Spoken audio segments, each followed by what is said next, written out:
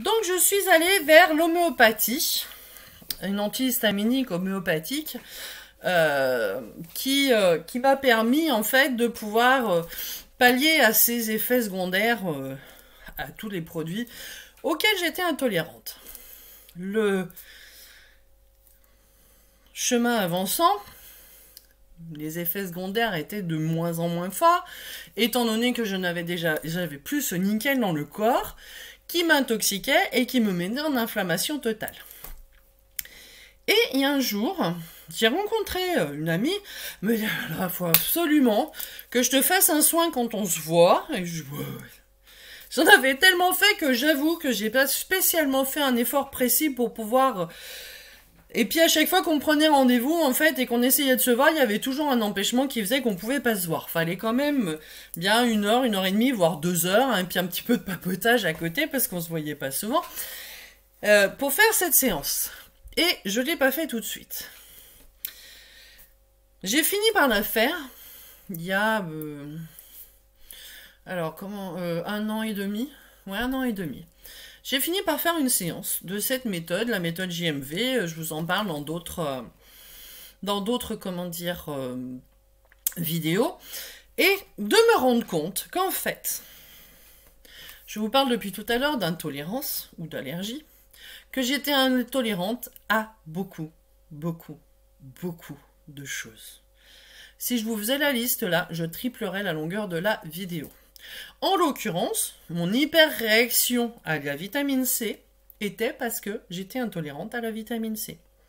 La vitamine C, comment dire, si vous ne supportez pas de manger beaucoup de fruits crus ou de légumes crus, hein, ceux qui font des régimes tout crus là, et que la digestion est très compliquée, il y a de fortes chances que vous soyez intolérant à la vitamine C. Donc moi, la peau des tomates, les fruits, j'étais pas très adepte des fruits parce que je les digérais mal. Ou alors fallait que je les mange en début de repas, en fait, pour pouvoir mieux les digérer. Parce qu'en plus, la fermentation du fruit, en attendant d'arriver à digérer le reste, me ballonnait énormément.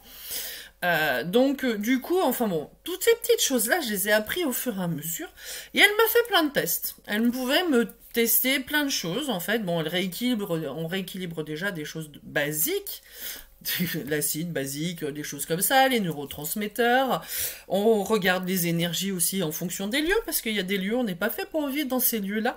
Même si on est bien, on aime bien notre maison, il y a une énergie tellurique qui passe par là, qui fait que ça nous abîme la santé, en fait.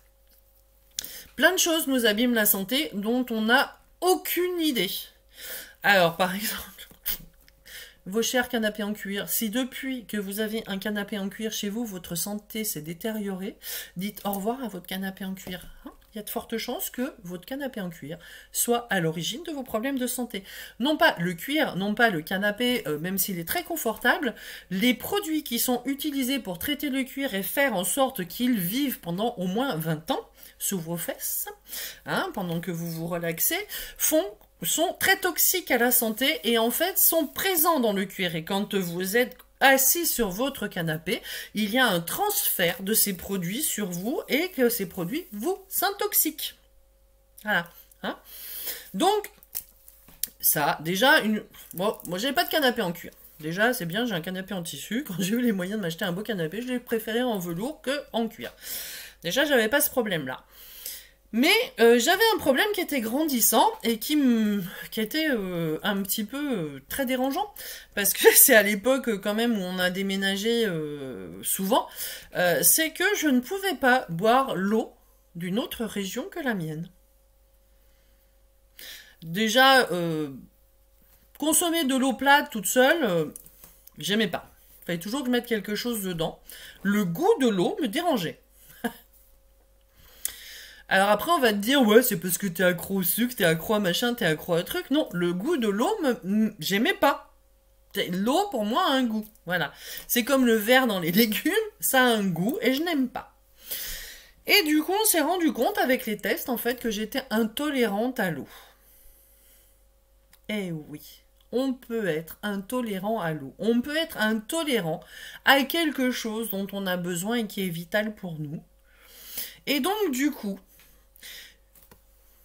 ce phénomène de prise de 15 kilos en 15 jours, cette rétention d'eau excessive que j'ai fait un mois après la naissance de ma dernière fille, venait de cette intolérance à l'eau. Quelque chose est venu agacer plus fortement cette intolérance. Quelque chose vient agacer cette intolérance à l'eau également quand j'étais enceinte, parce que je prenais 10 kilos, voire 15 kilos de rétention d'eau pendant mes grossesses. Quelque chose est mal géré dans mon corps vis-à-vis de l'eau. Donc on a traité ça. Donc maintenant je n'ai plus besoin de me balader en France avec mes jerrycans. Je peux, boire de l'eau de partout. En fait, principalement de l'eau du robinet. Les eaux minérales m'intéressent pas. Moi, ça m'intéresse pas d'aller payer pour une eau, pour de l'eau, alors que c'est vrai que certes, celle du robinet, on la paye aussi. Par contre, je suis toujours obligée de la filtrer parce que je suis toujours intolérante à certains métaux lourds qui nous mettent dans l'eau, comme le fluor. Le fluor n'est pas quelque chose de bon pour nous. C'est un métaux lourd. C'est ce qu'utilisait Monsieur Hitler dans les camps de concentration pour maintenir les gens calmes et disciplinés. Hein? Il y en a dans toutes les eaux. Et regardez vos eaux minérales, il y en a aussi dedans. Ils en rajoutent de partout.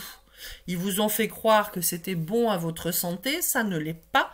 Ça cristallise la glande pinéale qui est le chef d'orchestre de tout le système hormonal du corps. Vous comprenez pourquoi? Si le chef d'orchestre ne donne pas correctement les ordres au système hormonal, c'est le bordel de partout. Et on vous met du fluor de partout dans toutes les eaux. Donc moi maintenant je filtre mon eau, hein, parce que bon, donc l'eau est principalement en bouteille plastique, et le plastique, on connaît la problématique sur la planète. Donc je prends mes carafes et je filtre mon eau, et je bois mon eau filtrée, voilà. Et depuis, je peux boire de l'eau de partout. Et ouais, c'est quand même dommage, en fait, de pas pouvoir boire. J'ai, des jerrycans, j'en ai 3. Hein, j'en avais pour 50 litres en fait, de pouvoir transporter ces jerrycans avec moi d'un bout à l'autre de la France quand j'ai commencé à venir travailler en Bretagne depuis la région Rhône-Alpes, parce que en plus dans l'eau bretonne il y a aussi le lisier de cochon qui pollue beaucoup les nappes phréatiques, et étant donné que je suis intolérante à la viande de cochon et donc à tout ce qui vient du cochon, je suis aussi sensible à l'eau bretonne par rapport à ça. Cette intolérance au cochon, on l'a enlevée, donc maintenant je peux supporter ça, mais ça dépend dans quel secteur de Bretagne je me trouve. L'eau est plus ou moins saine, et donc j'ai plus ou moins d'eczéma aussi sur le corps. En me lavant, je me pollue le corps. En me brossant les dents, je me pollue le corps, parce que je me brosse pas les dents avec de l'eau filtrée. Je me brosse les dents avec de l'eau non filtrée. C'est plus pratique, ça me compliquerait encore un petit peu plus les choses quand je me brosse les dents.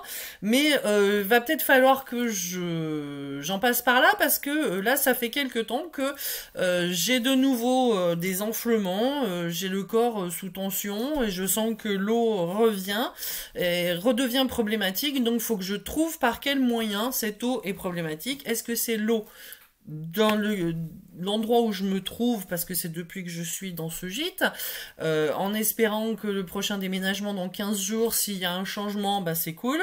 S'il n'y a pas de changement, va falloir que je regarde à nouveau qu'est-ce qui me fait enfler à ce point-là, et qu'est-ce qui me fait réagir le corps, qu'est-ce qui m'agresse le corps et qui fait que j'enfle sans raison.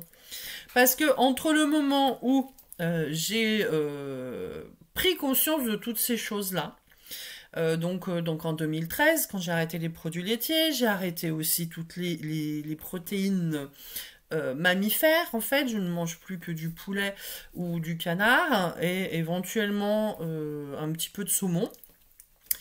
J'ai pas perdu 1 kilo.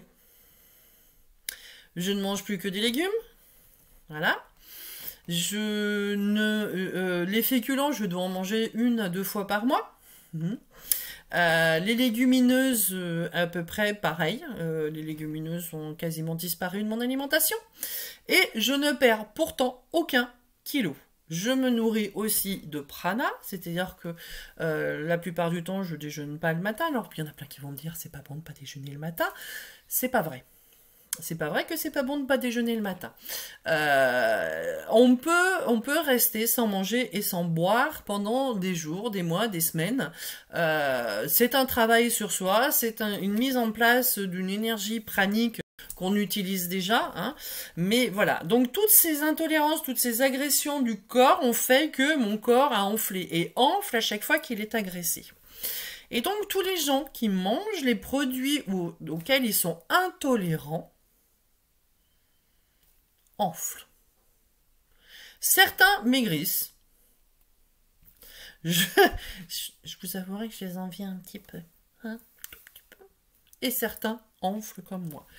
Beaucoup enflent. Il y a une grosse problématique aussi par rapport au sucre dans notre société qui développe une candidose, et la candidose, quand elle est développée, en fait, elle appelle encore plus de sucre, et donc du coup, l'alimentation que nous mangeons est sucrée et appelle à nouveau le sucre, parce que le sucre nourrit le candida albicans, et le candida albicans se multiplie à outrance, et quand il est multiplié à outrance, il réclame encore plus de sucre, et là on est dans un cercle vicieux.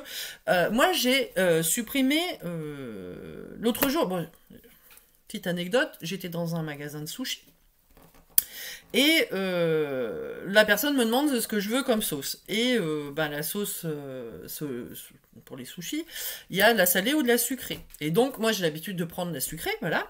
Et là, je lui dis sucrée, et puis d'un coup, je fais « Ah non, excusez-moi, mettez-moi la salée parce que j'essaye d'éliminer le sucre. » Un petit jeune homme qui était à l'atelier en train de préparer les sushis à côté, voilà ce qu'il fait. Alors, je le regarde, je lui dis « Excusez-moi, monsieur ?» Mais c'est pas une bêtise que je suis en train de vous dire, parce que j'ai déjà supprimé 80% de sucre dans mon alimentation, et que là, je suis en train d'éliminer les 80% restants de produits que je sais sucrés, et que j'élimine de mon alimentation, que je ne mange plus de dessert. Le seul sucre que je vais prendre, c'est dans les fruits, en fait, voilà, c'est tout. C'est les quelques fruits qui me restent et que je peux manger, auxquels je ne suis pas intolérante, voilà. Alors là, il m'a regardé un petit peu, genre, désolé, mais voilà. Donc quand je dis que, alors que je suis en surpoids très apparent, que je ne mange plus de sucre, les gens, ça les fait rigoler. Parce qu'ils ne me croient pas, toujours. La même réaction, on ne me croit pas. Mais c'est pas... Le sucre, certes, est pourvoyeur de graisse.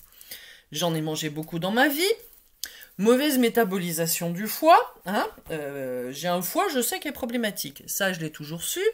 Entre guillemets, issu d'une famille de consommateurs d'alcool à outrance. Le foie est disproportionné chez moi. Et j'ai été, comment dire, sollicitée aussi avec les produits alcooliques, et donc très sucrés dès l'enfance. Voilà, c'est pas... Ça, c'est, voilà, ça faisait partie des façons de faire des gens qui sont erronées, que beaucoup maintenant essayent de ne pas donner d'alcool aux enfants, mais ils en donnent toujours sur certains produits, où ils se rendent pas compte que, par exemple, quand ils servent un verre de cidre à un enfant, c'est comme s'ils lui servaient un verre de bière. Voilà. Tout ça, c'est des petites habitudes, malheureusement, qu'on a, des mauvaises habitudes alimentaires qu'on a depuis, voilà, et qui se sont aggravées avec le mode d'industrialisation de la production alimentaire. Moi, je me rappelle, ma maman n'achetait quasiment rien de préparé quand on était enfant. Elle cuisinait tout. Et moi, quand je suis arrivée à l'âge adulte avec mes enfants et que j'étais toute seule avec 3 jobs, je vous avouerai que j'avais pas spécialement le temps de cuisiner et que je suis passée dans une folie de stress, de manque de temps et donc de plats alimentaires préparés et qui m'ont aussi énormément détruit la santé parce qu'avec plein de produits dont je suis intolérante dedans, des conservateurs, je suis allergique au sulfite, je suis allergique à plein de choses comme ça et donc du coup j'ai fortement intoxiqué mon corps par rapport à tout ça et donc maintenant c'est très compliqué de déprogrammer cette cette intoxication, même si je le sais, même si je mange plus ces produits, même si j'évite les conservateurs, si j'évite les nitrites, si j'évite les sulfites, si j'évite les produits laitiers, le lactose, si je regarde toutes les recettes, si je cuisine à 80% mon alimentation, ou que j'ai un extracteur de jus et que je me tourne vers le prana, mon corps est tellement intoxiqué de tous ces produits que le système d'élimination est en rade et que je ne perds aucun kilo. Quand j'ai fait ma première période de prana, j'ai perdu 17 kilos.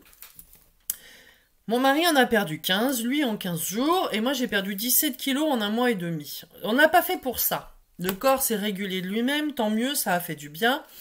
Depuis, mon corps est de nouveau voilà, en système inflammatoire dont je ne trouve pas l'origine, donc faut que je la trouve.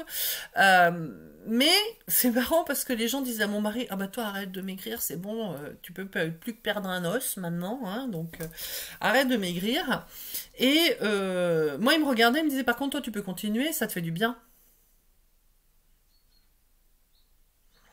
J'adore ce genre de réflexion. C'est-à-dire que ce que faisait mon mari, lui, c'était trop, et ce que je faisais moi, c'était bien. On faisait la même chose, on mangeait la même chose, on avait la même alimentation, on préparait tout ensemble. Voilà, je mangeais beaucoup de soupe, avec... alors la soupe, je la faisais une patate, une carotte et un poireau pour 9 litres d'eau. Hein, sauf que, ben, avec la méthode de JMV, je me suis rendu compte que la patate, c'était toxique pour moi. Voilà, donc je ne mange plus de pommes de terre. Donc maintenant, quand je fais une soupe, je mets plutôt de la courge à la place, ou de la patate douce, ou des choses comme ça. Donc c'est compliqué parce que le poireau, je ne peux plus en manger non plus. Voilà, parce que quand je mange de trop d'un produit auquel je suis intolérante, bah, ça monte mon curseur et ça me le sature rapidement. Donc, à la place du poireau, je mets une courgette. Donc, une carotte, une courgette et une patate douce pour 9 litres d'eau. Voilà. Mais ça me va, ça me convient. C'est pas un régime, c'est un choix. Je ne mange plus de pâtisserie, je ne mange plus de gâteaux, je ne mange plus... Je fais des petites choses moi-même, hein, de temps en temps. Je me fais plaisir un petit peu de temps en temps. Une fois par mois, je dois manger, entre guillemets, des pancakes. C'est pas ça qui m'empêche de maigrir. D'accord? Une fois par mois, c'est pas tous les jours que j'en mange. Ok? Tout le monde va aller continuer à regarder ce que j'ai dans mon assiette pour comprendre pourquoi je suis en surpoids. Si je vous faisais la liste de ce que je mange dans ma journée, vous resteriez sur le cul parce que vous, si vous mangez ça, vous allez mourir de faim. Moi, je ne meurs pas de faim, je suis bien.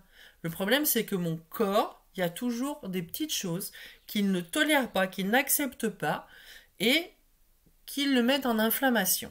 Tant qu'on n'aura pas trouvé exactement ce qui me met en inflammation, il y aura toujours ce système de réaction à outrance que je subis en fait depuis des années et qui m'handicape en fait. Parce que en étant anémiée, je suis essoufflée, en étant en surpoids, ça augmente l'essoufflement. Alors, certes, pendant les 24 ans où j'ai fumé, tout le monde me disait « t'es essoufflée à cause de la clope ». Ça fait 10 ans que j'ai arrêté de cloper, donc maintenant le seul argument que les gens ont sur mon essoufflement, c'est que tu es en surpoids. Que je sois un œuf en fer, alors que le minimum est à 18, ça vous le voyez pas à l'œil nu, et vous ne pouvez pas me le dire. J'en ai conscience, mais quand je le dis aux gens, non, je suis anémiée, ils me regardent et me disent, ouais, ben pense ce que tu veux, moi je sais que c'est ton poids. Voilà. Donc moi j'aimerais quand même expliquer, voilà, cette vidéo elle est faite pour faire comprendre aux gens qui pensent que les gens qui sont en surpoids c'est de leur faute. Faudrait arrêter cette connerie et cette culpabilisation, hein, parce que c'est pas vrai. Déjà, leur faute, pourquoi? Moi je me suis fait agresser 6 fois dans ma vie, dont 3 fois en vue d'un viol. Et 3 fois juste pour me péter la gueule, voilà. J'ai eu la chance de faire du judo, de pouvoir me défendre, mais ces agressions, 6 fois, entre l'âge de 13 ans et l'âge de 35 ans, c'est quand même beaucoup, quoi qu'il en soit. Hein. La peur de me faire agresser, la peur, voilà, j'ai eu peur du noir, j'ai eu peur de plein de choses du coup, parce que j'osais plus sortir toute seule, j'osais plus faire certaines choses, et donc du coup cette peur augmentant, mes fréquences énergétiques descendant, quand je croisais quelqu'un qui, lui, était sûr de lui, était un agresseur potentiel, hop, victime parfaite, boum, je m'en prenais une. Donc jusqu'à ce que je comprenne que ça venait de moi, de mes peurs et de mon stress, et que j'ai éliminé ça, je ne me suis plus fait agresser. Voilà. Mais je me suis rendue inagressable autrement. C'est-à-dire que mon corps est aussi une protection.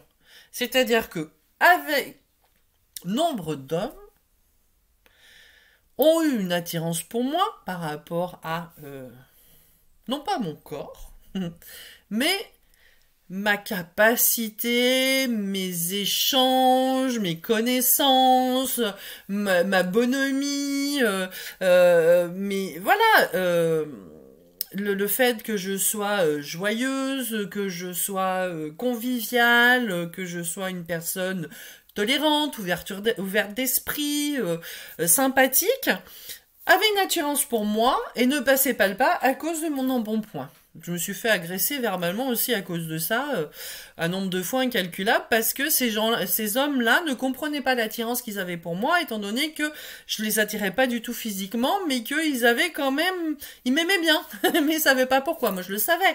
Mais tout ça, en fait, pour vous dire que arrêtez de juger les gens sur leur physique. Alors, après, vous allez me dire, ouais, c'est facile, c'est toujours les gens qui sont en bon point qui disent que c'est ce qu'il y a à l'intérieur qui compte et pas à l'extérieur. Et pourquoi donc? Parce que nous, on le sait. Moi, je sais aussi que si j'avais été mince, très mince, je me serais servi de ce corps physique pour obtenir ce que je voulais. Parce que même sans être mince, j'arrivais à le faire. Voilà.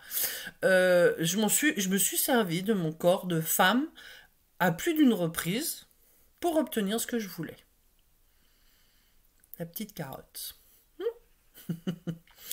Donc, si j'avais été plus mince que ça, je pense que j'aurais été une belle manipulatrice. Mais ça, c'est pas grave, c'est un autre sujet.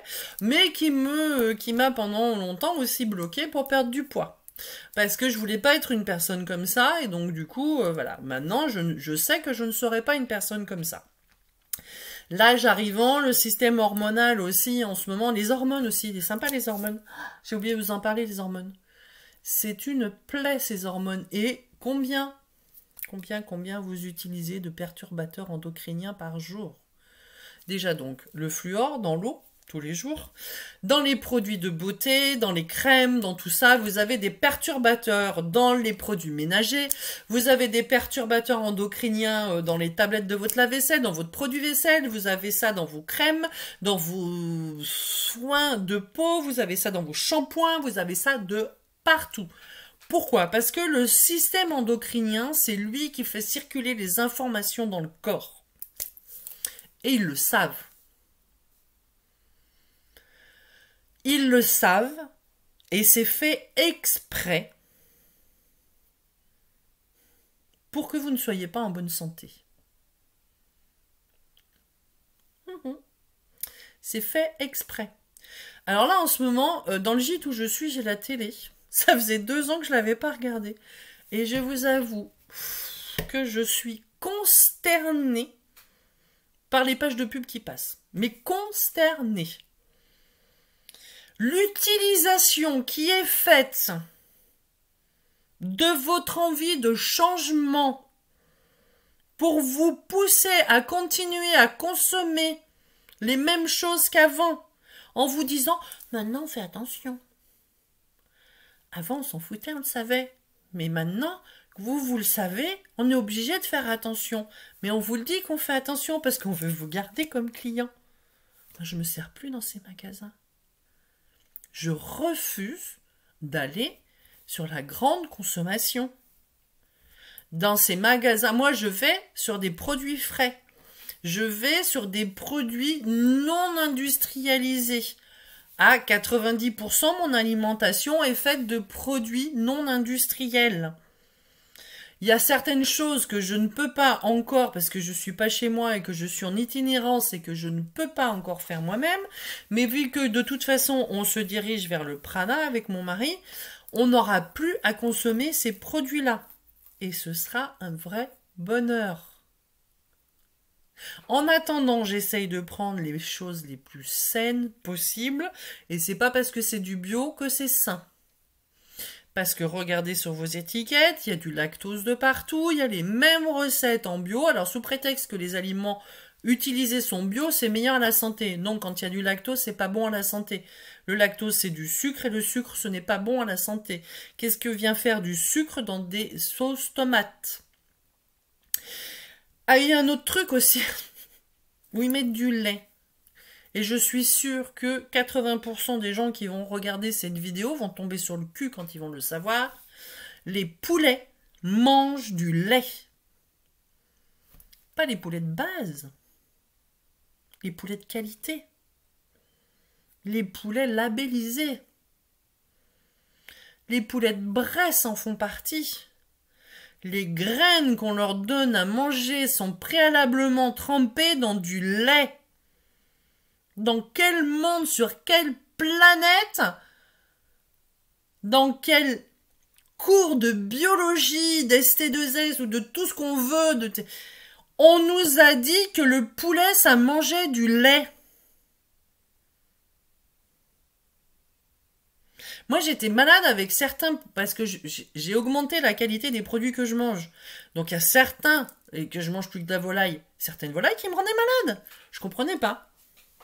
Jusqu'à ce que quand j'arrive en Bretagne, poulet élevé au lait. J'ai regardé Patrice, je dis, t'as vu la même chose que moi là sur le panneau? Il me fait ouais. C'était poulet élevé au lait. Poulet élevé au lait. Du coup, j'ai cherché sur internet. Et c'est là que j'ai vu que oui, pour que la viande soit plus tendre et plus goûteuse, ils mettent du lait parce que du coup, ça fait prendre du volume. Aussi, plus rapidement au poulet. Et que du coup, quand vous mangez votre poulet, vous mangez du lait. Parce que le lait qu'il a ingurgité, il est passé dans sa masse musculaire au poulet. Il est passé dans son corps. Et donc, moi, j'étais malade en mangeant du poulet, parce que je mangeais du poulet, entre guillemets, fermier de qualité, élevé en plein air, élevé au grain, trempé dans du lait. Donc, même si on fait attention à tout, il y a des choses qu'on ne sait pas. C'est comme les œufs. Les œufs, je n'achète plus que du 0 ou du 1. Certes, je les paye plus cher. Mais je sais que les animaux sont mieux alimentés et si je vois sur la boîte sans OGM, eh ben j'irai payer plus cher. Je vais même acheter des œufs, mais j'en trouve plus non plus dans cette enseigne. C'est dommage parce que c'était bien. C'était des œufs de poules de plus de 18 mois. Parce que vous savez qu'en fait les poules pondeuses, au bout de 18 mois, elles sont tuées. Parce qu'elles ne pondent plus assez d'œufs, ce n'est plus assez rentable. Qu'il existe quand même des fermes, des endroits où les gens gardent les poules plus de 18 mois et que les œufs sont un petit peu plus chers parce qu'elles en pondent moins et que c'est un petit peu moins rentable. Et que moi je préfère prendre ces œufs-là pour qu'une poule pondeuse vive plus de 1 an et demi. Et ouais. On est dans une société d'hyperconsommation, on est dans une société où on a des œillères complètes, où on pense que parce que les gens, entre guillemets, mangent mal. Mais qui nous sert cette nourriture? C'est l'industrie. Qui nous met des prix pas chers sur de la bouffe de merde et qui nous enlève les capacités financières? C'est pas nous. C'est pas nous à la base qui descendons ça. C'est les grands patrons, c'est les lois, c'est nos présidents qui font laisser passer des saloperies de lois pour nous amener à un revenu universel unique pour tout le monde. Et on va finir par y arriver avec cette saloperie de pandémie. qu'on va accepter n'importe quel job parce que du coup, va y avoir une hausse du chômage à cause de ces conneries et qu'on sera tellement content de trouver un job qu'on regardera même plus le prix auquel on est payé, mais on ira au boulot, mais qu'on n'aurait plus le moyen de vivre et de s'acheter une alimentation correcte. Et que du coup, on aura tous des soucis de santé dus aux perturbateurs endocriniens, dus aux intolérances, dus à toutes les saloperies, aux nourritures ultra transformées qui ne sont même plus de la nourriture, qui sont juste des molécules avec des arômes et des colorants pour nous faire passer pour autre chose. Dans un steak haché, il n'y a pas que de la viande, il y a de l'araignée, les petites araignées rouges pour remettre du rouge, il y a de la betterave, il y a du soja, il y a plein de choses. Le soja est un perturbateur endocrinien. Le lait est un perturbateur endocrinien parce que c'est les hormones de la vache que vous mangez. La vache... Le lait de la vache, c'est ce que le petit veau mange pour devenir une grosse vache. Réfléchissez à ça la prochaine fois que vous bouffez votre petit morceau de fromage. Il a été transformé, certes, il a bon goût, certes, mais c'est ce que le petit veau mange pour devenir une grosse vache.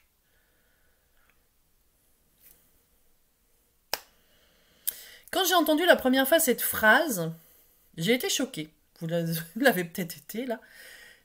Mais c'est tellement vrai. C'est blindé. Alors déjà, les molécules qui sont dedans sont adaptées à la taille de la vache. Voilà. Donc, les hormones qui sont dedans sont adaptées à la croissance de la vache.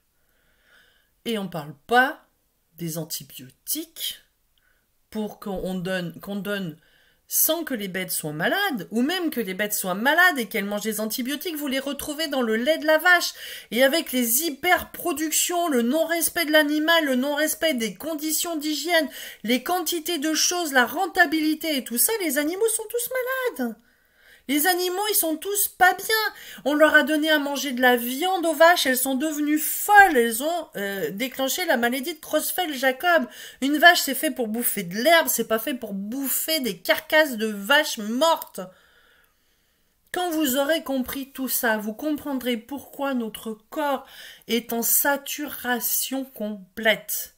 Alors, il y a des gens qui ont une physiologie, qui ont une flore bactérienne beaucoup plus équilibrée et qui sont minces par nature. Voilà, tant mieux pour eux. Ils peuvent manger n'importe quoi, mais après ils ont du cholestérol, ils ont plein de choses. Ils ont, voilà, leurs analyses sanguines sont mauvaises. Moi, le seul truc qui n'est pas dans les clous, c'est le fer, en fait, c'est mon anémie. Mais voilà, tout le reste, moi, c'est dans les clous. Je ne mange pas trop gras, je ne mange pas trop sucré, je ne mange pas trop... J'ai baissé tout ça. Je suis sûre que là, mes analyses de sang, elles sont nickel. Mais ça n'empêche pas que mon corps a été complètement saturé par ces saloperies et que maintenant, pour le désaturer, c'est compliqué, c'est long. Et que je n'arriverai peut-être jamais dans cette vie-là à éliminer tout ça.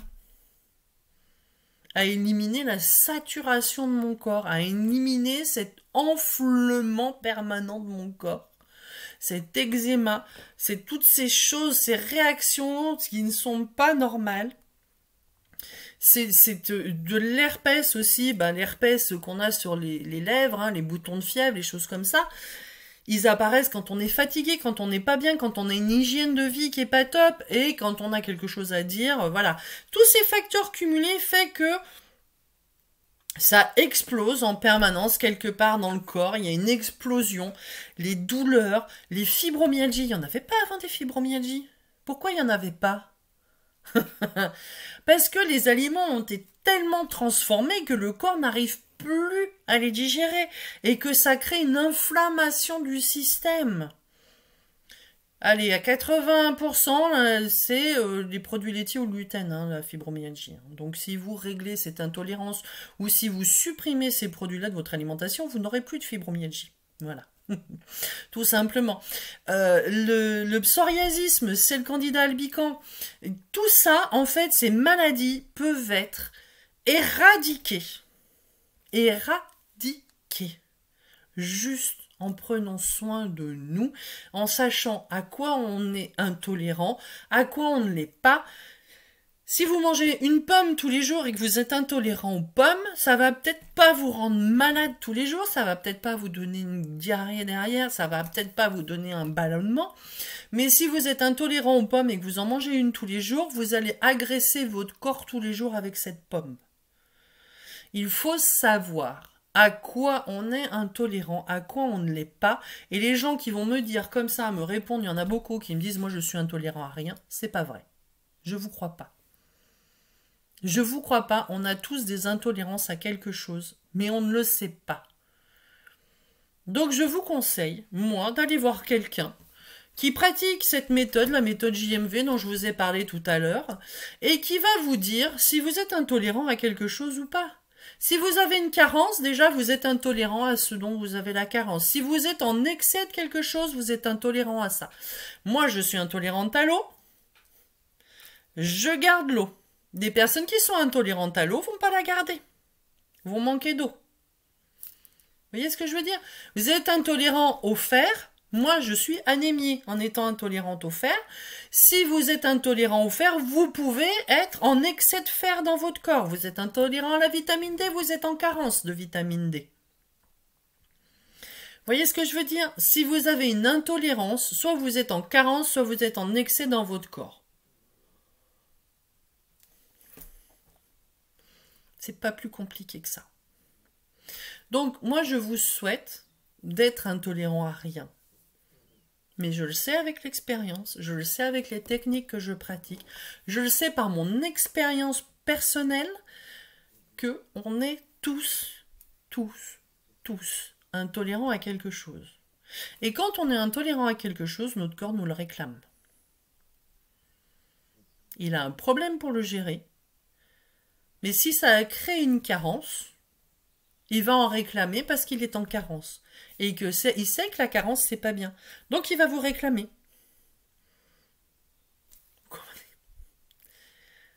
Tout simplement. Donc, carence, intolérance, excès, intolérance, ballonnement, intolérance, fatigue, intolérance. Prise de poids, intolérance. Perte de poids, intolérance. Tout intolérance, stress, mauvaise réaction. Réaction émotionnelle, c'est qu'on est intolérant peut-être à une énergie d'un lieu. On est intolérant à l'énergie d'une personne. On peut même être intolérant à l'énergie de son propre sang. Certaines personnes sont intolérantes à leur propre sang. Et ça crée des problèmes de santé à plus ou moins long terme. On va pas faire un édème de quick parce qu'on est intolérant à son sang, mais on va être mal, on va être fatigué, on va avoir des coups de fatigue et on ne sait pas d'où ça vient. Donc moi je vous conseille quand même de faire un petit check-up juste pour voir. Parce que ça peut être résolu très rapidement, des fois en une séance, en 1 minute dans une séance.